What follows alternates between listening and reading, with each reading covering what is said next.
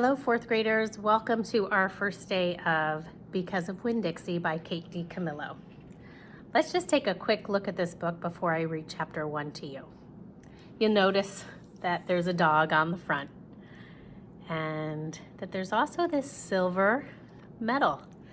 This is a Newbery honor, which means it was voted the best book by the Newbery Award givers the year that it received this award. It's by an author named Kate DiCamillo. She's written a lot of my favorite books, like Because of Winn, Dixie, a book called The Miraculous Journey of Edward Tulane, and a Christmas book I read to you a few months ago called Great Joy. She has a lot more as well. But let's settle in and listen to chapter 1 of Because of Winn, Dixie. If you have your copy at home, take it out and follow along with me. Chapter 1.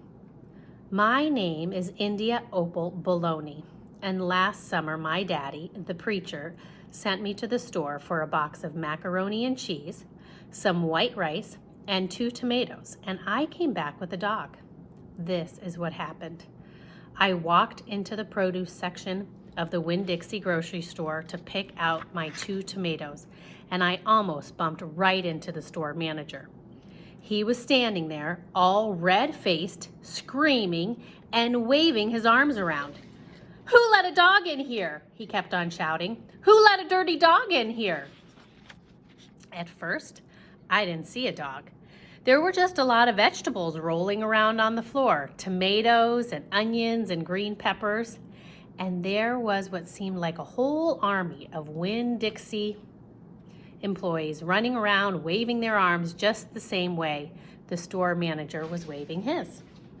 And then the dog came running around the corner. He was a big dog and ugly, and he looked like he was having a real good time. His tongue was hanging out and he was wagging his tail. He skidded to a stop and smiled right at me. I had never before in my life seen a dog smile, but that is what he did. He pulled back his lips and showed me all his teeth.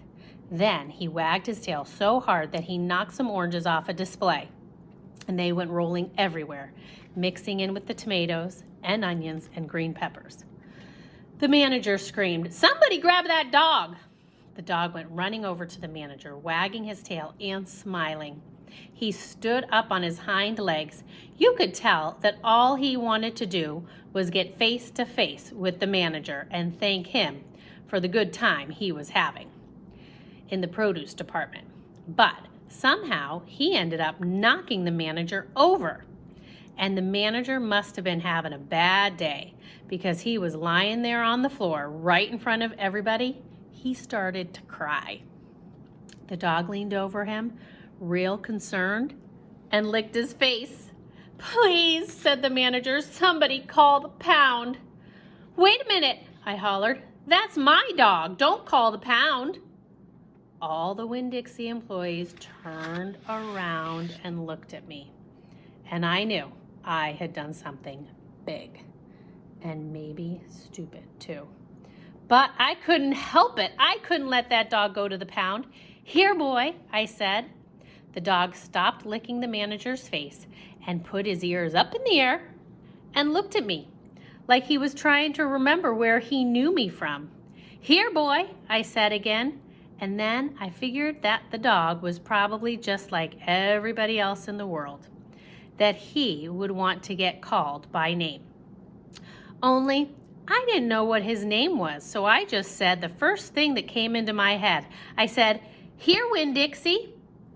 And that dog came trotting over to me just like he had been doing it his whole life. The manager sat up, gave me a hard stare. That's my hard stare. Like maybe I was making fun of him. "It is his name," I said. "Honest." The manager said, "Don't you know not to bring a dog into the grocery store?" "Yes, sir," I told him. "He got in by mistake. I'm sorry, it won't happen again." "Come on, Winn-Dixie," I said to the dog. I started walking and he followed along behind me as I went out of the produce department and down the cereal aisle and past all the cashiers and out the door. Once we were safe outside, I checked him over real careful, and he didn't look that good. He was big but skinny. You could see his ribs. And there were bald patches all over him, places where he didn't have any fur at all. Mostly, he looked like a piece of old brown carpet that had been left out of the rain. "You're a mess," I told him. "I bet you don't belong to anybody." He smiled back at me. He did that thing again, where he pulled back his lips and showed me his teeth. He smiled so big that it made him sneeze. It was like he was saying, "I know I'm a mess. Isn't it funny?" It's hard not to immediately fall in love with a dog who has a good sense of humor. "Come on," I told him. "Let's see what the preacher has to say about you." And the two of us, me and Winn Dixie, started walking home. That's the end of chapter 1. Great start to a story. What a girl, India Opal. She's got a dog now. We'll read another time to see what happens in chapter 2.